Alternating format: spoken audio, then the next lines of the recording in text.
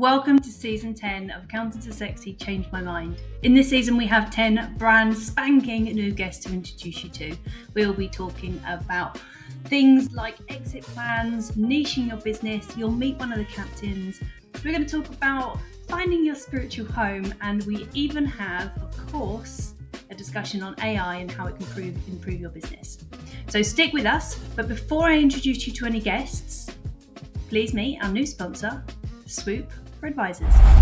For those of you who haven't heard of Swoop for Advisors, we partner with accountants and bookkeepers to help their SME clients get access to grants, loans, commercial mortgages, equity investment, R&D, savings, and much, much more. We're a one-stop shop funding platform for SMEs, helping them find all the best available options in the market across a wide range of products to support their growth at all stages of their life cycle. Our job is to make you look like the heroes in your clients' eyes. So another massive thank you from me to Swoop for Advisors for sponsoring the show. Before I introduce you to the next guest, can I just ask for you to take a second and make sure that you are subscribed to any channel that you're watching this on, be that Spotify or Apple or iTunes or wherever you are. If you just take a moment to subscribe to the channel, it's really helpful information to us to understand how this podcast is received, and we can just continue to improve it the more we know. So thank you for taking the time, and I'm going to hand you over to the next guest. Well, hello and welcome back to another episode of Accountants Are Sexy, Change My Mind. Today we've got a special feature. We have one of my very own captains, Kaylee from Koyn Accountancy, which changed during the residency in the Captain's Collective. And Kaylee's going to come on today to talk about her experience within the collective, but more importantly, the experience of niching down, committing, and taking a few risks that she might not otherwise have taken. So welcome to the show, Kaylee. Thank you. Thanks for having me. Excited to be here. Good to have you on. So, as you well know, the feature is called Meet the Captain, and it's, as I say, just to get an insight into into your business, to give people a flavour of what they can experience within the collective, but also what they can do themselves and changes they can make themselves to get ahead. So when you first started, you were not Koyn Accountancy. Let's go back there. So give us a flavour of where you were 12 months ago. So 12 months ago, my business was called Wee County Accounts. So I live in Clackmannanshire, which is known as the Wee County, and I wanted a business name that was funny and punny. And I thought Wee County Accounts, Wee County Taxis was up there. So it was. I kind of fell flat in the local area because there's a wee county everything. And as much as I wanted it to be funny and punny, it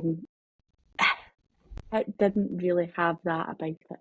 The name was, and it's funnier to people who are not in the area. But when I set it up, I wasn't sure what I really wanted it to be. Even down to the branding, the colours were very accounting colours. It was quite boring's not the right word, because I did love it at the time, but I didn't really stand out. I wasn't doing anything special. I didn't really know. I knew who I wanted to be, business wise, but I didn't commit to anything, and it was just very much another bog standard accountant doing any accounts, not advertising to a specific audience or anything. So obviously all of that changed when I met you. And it wasn't easy.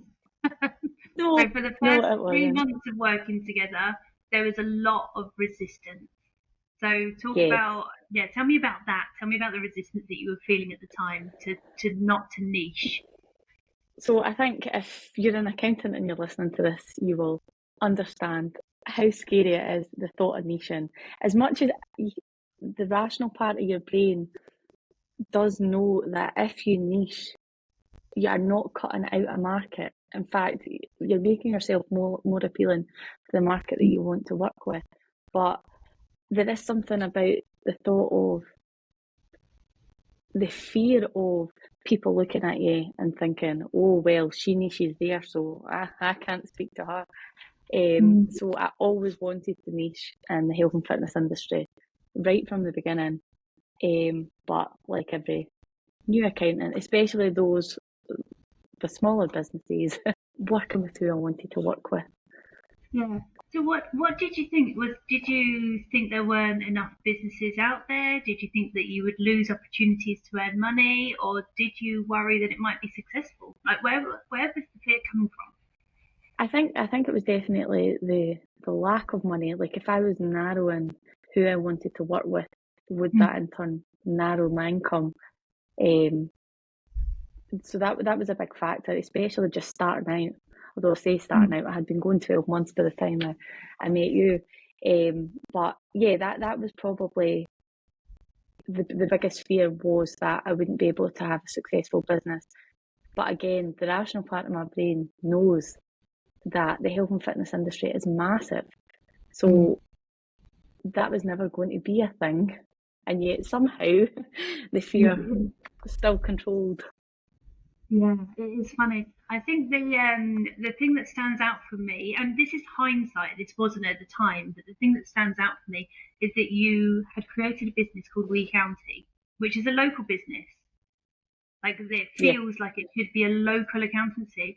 So when you've got that brand and the feeling attached to that brand, then niching down and having one vertical market must be quite challenging, because you've got two conflicting messages there. You're like, we're local and we're niched.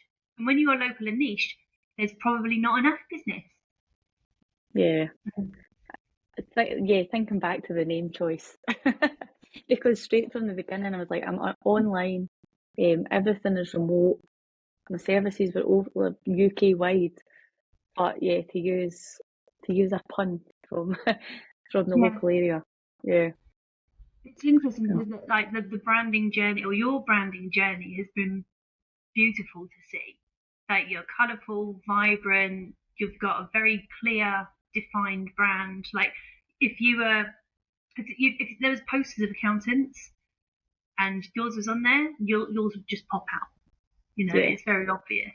And I love how you've leaned into that. And I think that came about at the same time as you niching. Yeah. Because it gave you some energy, didn't it? Yeah. So the rebrand had been in the pipeline for a while. I knew it was coming. I hadn't decided on a name or anything like that. My husband was doing my rebranding.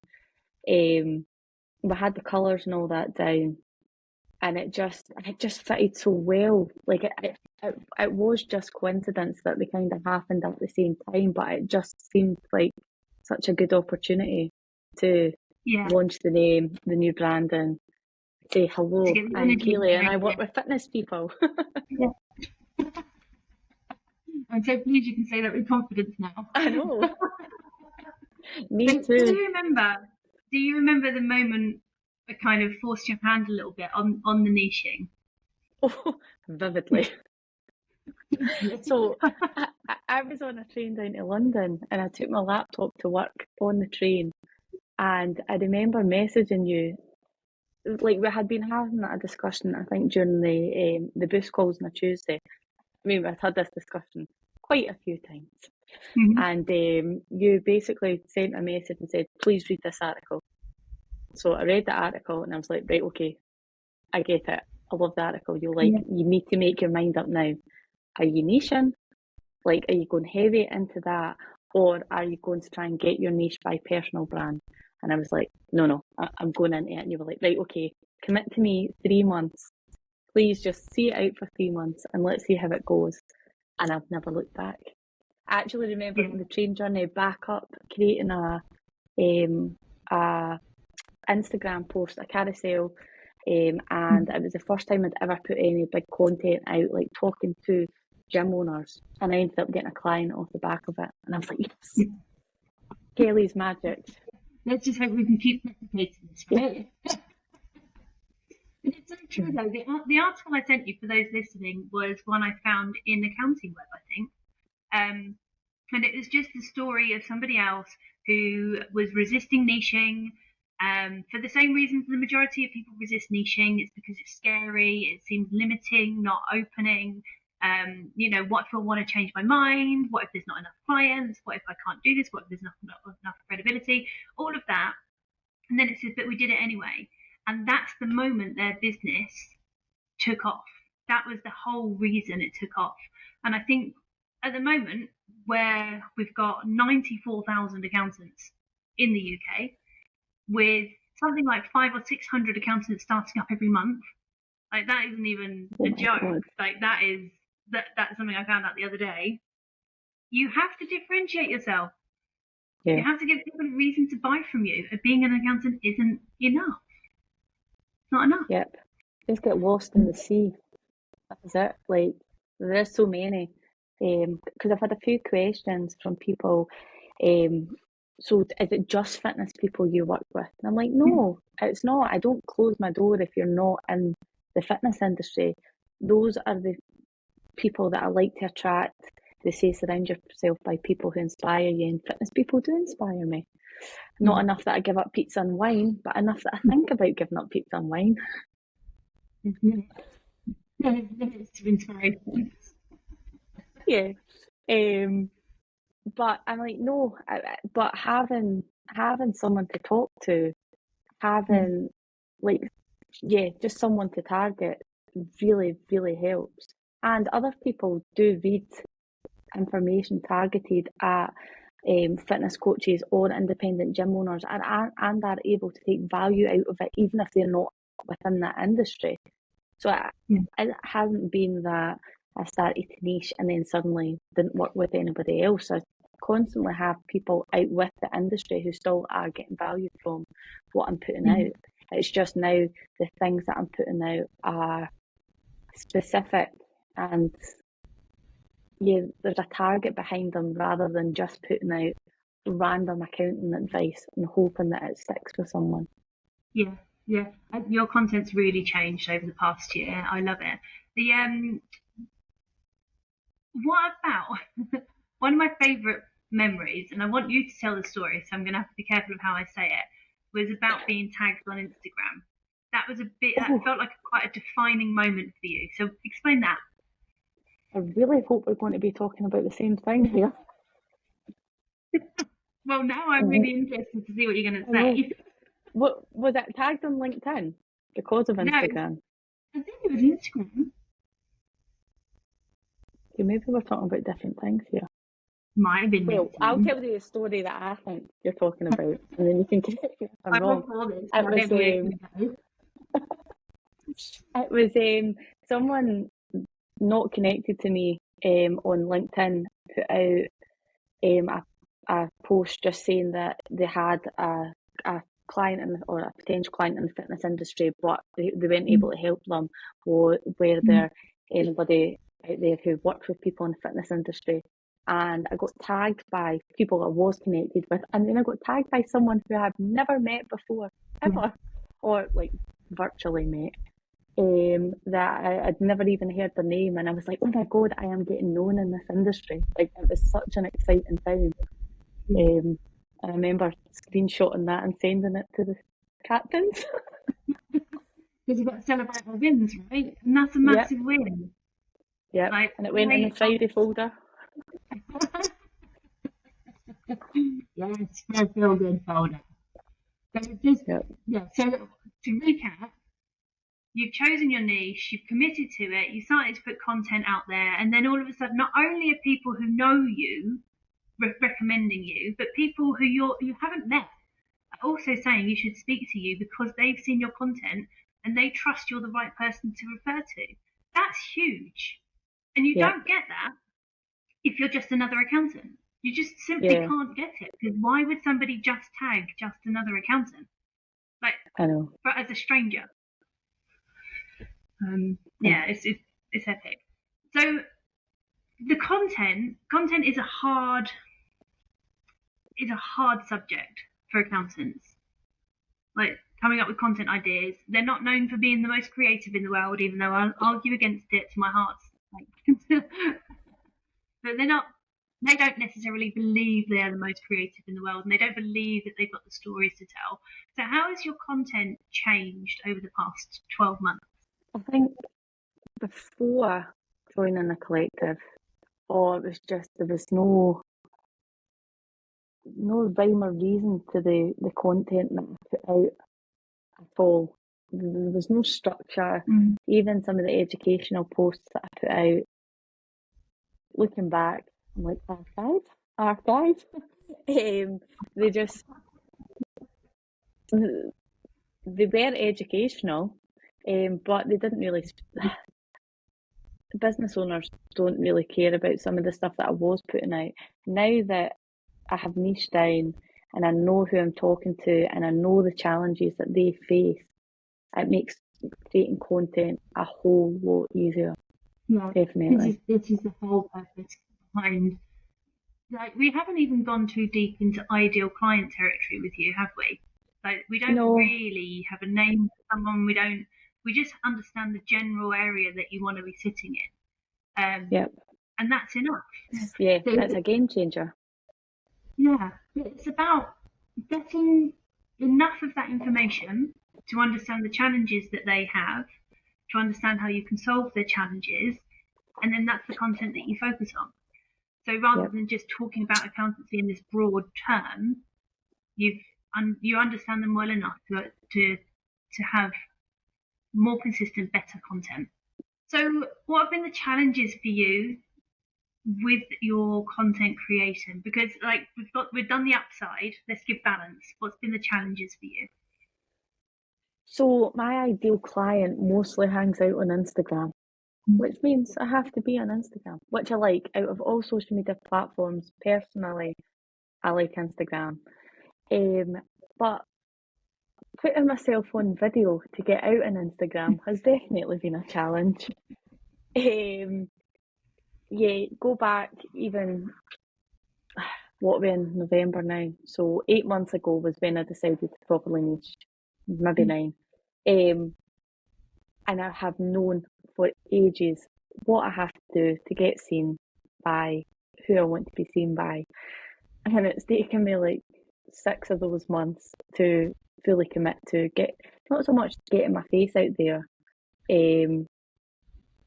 I just hate recording videos that should take a couple of minutes. I stutter, I use the wrong word, I can't think of the word. And it stops me from creating content consistently. And recently, I've just thought, if they speak to me on the phone, if they get that far, they'll know I know what I'm talking about, even if I do stutter or use the wrong word or can't find it. I'm just going to put the content out. And I've taken a lot of pressure off myself. It does not have to be perfect. I will watch things back and think, okay, right, I could have said that a little bit faster. I sound like my gran trying to explain something. I'm a bit slow. But you know what? It's better putting it out there than keeping it in drafts and nobody ever seeing it. So it's taken a long time for me to get to any sort of consistent posting, whether it's video or whether it's educational written content. That's probably been the biggest challenge, because it's not like my marketing is on social media, so I have to be there and I have to be present. Yeah. So it's been a challenge. It has been a challenge, but you have been so committed to it, and it's being in the collective is one thing, because there is a consistency there and there is a framework to work towards, and it's a routine, isn't it? So yeah. The collective is all about routine, and me giving you a kick up the arse every now and again and being great talk. But you've done even more. You've committed to it, and you've gone off and you've given yourself these challenges. You did a 28-day video challenge. Oh man, yes. Like, you've gone above where most people go to make sure that you're creating the content that your customers are going to respond to. And I think, have you given yourself a pat on the back for that? Oh, I have, and then I've given myself some time off. That's the wine time off. Yeah, I don't even know why I decided to do a 28-day challenge. I think I got a streak of like 4 videos, and I was like, "Nah, I'm going to make this 28 days. Oh, I was so happy to get to the end of it. I've never wore so much makeup in my life. I have started doing videos with no makeup on now because I just cannot be bothered for that. No, it was, now I'm not doing a video daily, but I will consistently do them every couple of days. I will get in a Yeah. routine again. I think doing them daily is not achievable for me. But Yeah. now that I've done 28 days in a row, I know I can do it. Yeah. Yeah. And it's overcoming those hurdles, isn't it? And the thing that the 28 days challenge gave you was the confidence that one, you can do it, that they don't have to be perfect, and that you've got the willpower in order to make it happen, because there were some days in there that you just did not want to get on video. So Yeah. what did you do on those days? I gave myself a pat on the back for recording extra videos the days I felt good. So, yeah, I tried to keep a bank of videos. I mean, at the weekend, I'm not recording a video. I have my kids. And I don't work 5 days a week, so there will be days where, or there were days where I wasn't able to create video content. So I had a little stash. I always try to have a good couple of days so that the days that I did feel unwell or anything like that, I had something to go up. But I tried to experiment as well. So I would put educational content out there. I jumped on the Instagram Friends a few times, although I did vow at one point never to do those again. Yeah, but they And worked, then, right? yeah, they did. They really did. And then also B-roll. I had some B-roll just to use for those days where I really just did not want to speak to the camera. Yeah. So a little bit of forethought and a little bit of planning, and then you were able to still deliver even when you Yep. didn't want to, and still show up and be consistent. So Instagram has been the main channel. What successes have come from Instagram for you? I would say the majority of my clients come from Instagram, which is great because I enjoy using it so much. And I like the content that they put out as well. So it's been great. And I love the fact that that's where my marketing is. I'm not yet dragging myself to networking meetings or anything. It's probably on the list, and I'm sure you'll give me a nudge at some point. It's been good. I've lost my train of thought there. So the successes from Instagram. Yeah, definitely majority of clients, but also other accountants seeing it and recognising it. I use LinkedIn occasionally, but the people who did recommend me on LinkedIn and have done since that time where I was so excited, it must have been the Instagram content that they've seen, because I don't really put that content out anywhere else. That's even more interesting. So this is a cross-platform referral because you focus all of your content onto Instagram, and then people have seen it and recommended you on LinkedIn. Yeah. See, that's the magic of social media right there. Yeah. So what else have you done? So we've got, and I will tap you up on these events. Networking might not necessarily, like just bog standard, going to your old BNIs, probably not your cup of tea, really. No. But I'm fairly Forget sure. the niche, it's still not my cup of tea. But I'm fairly sure if we just talk about events for half a second, events will be a part of your future because your husband works in the MMA area, right? Yes. So he owns a business that works with some MMA athletes. Yeah.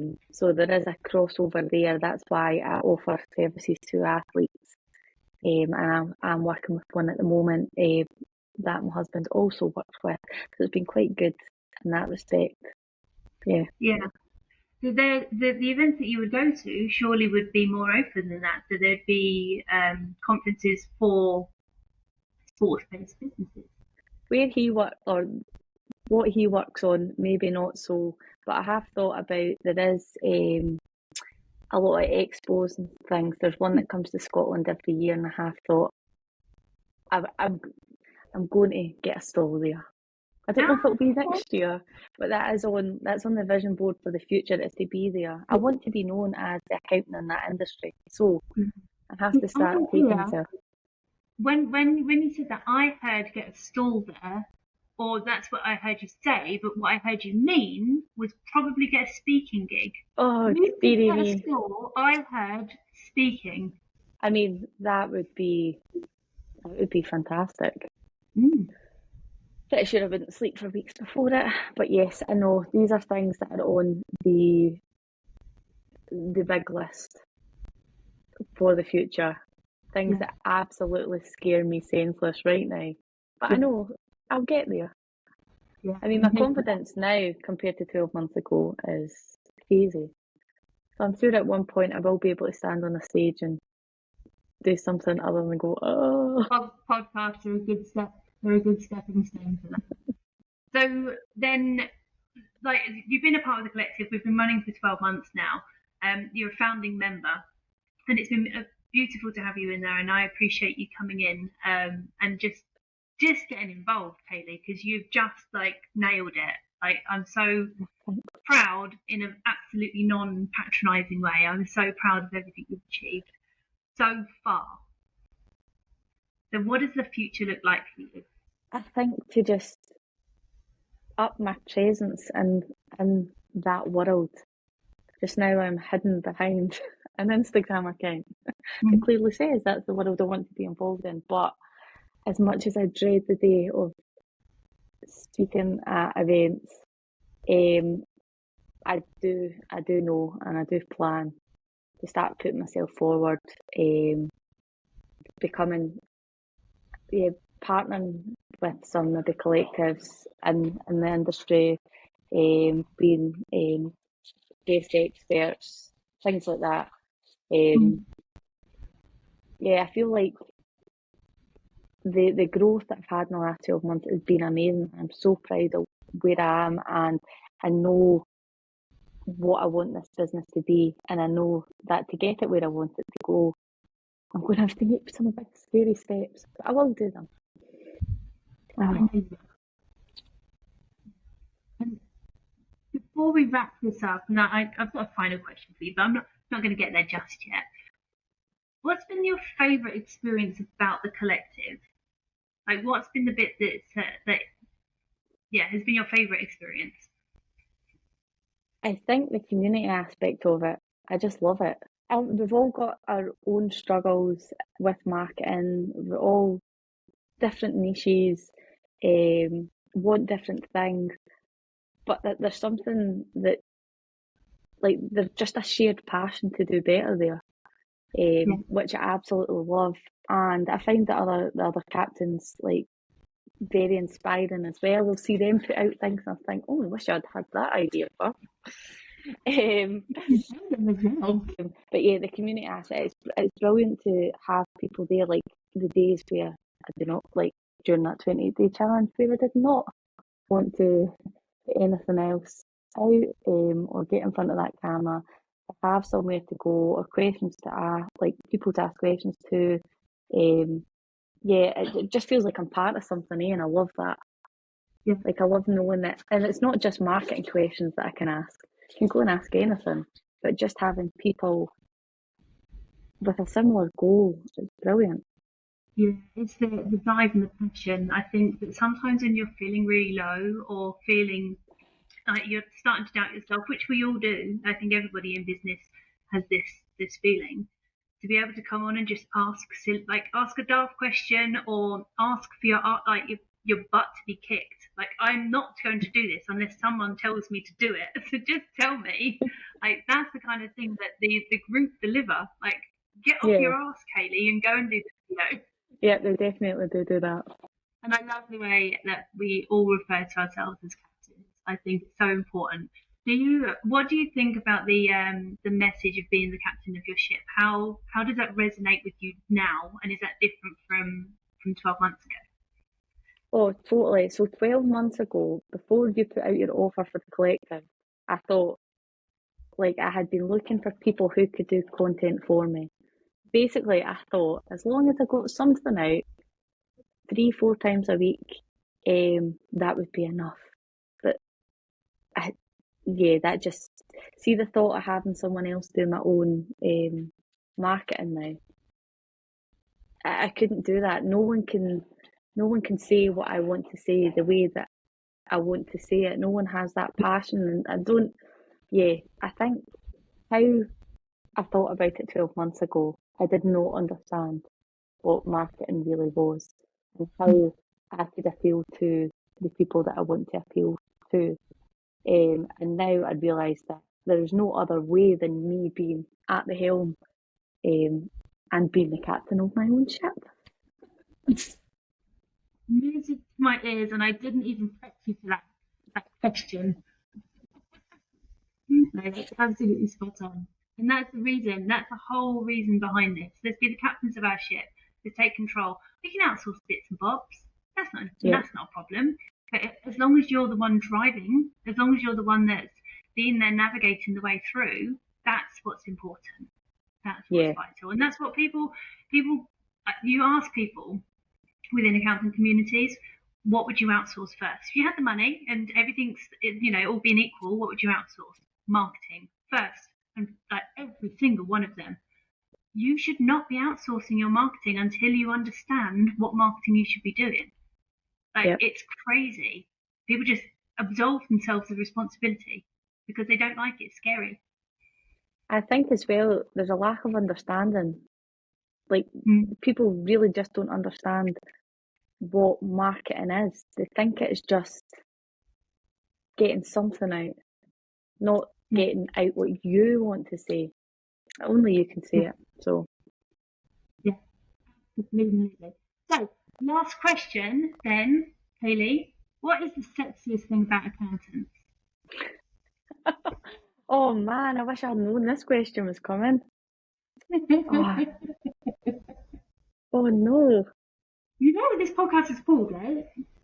I know, but I don't know why I didn't think of that. All I can see on my desk is my calculator, and I'm trying to think of something to do with a calculator.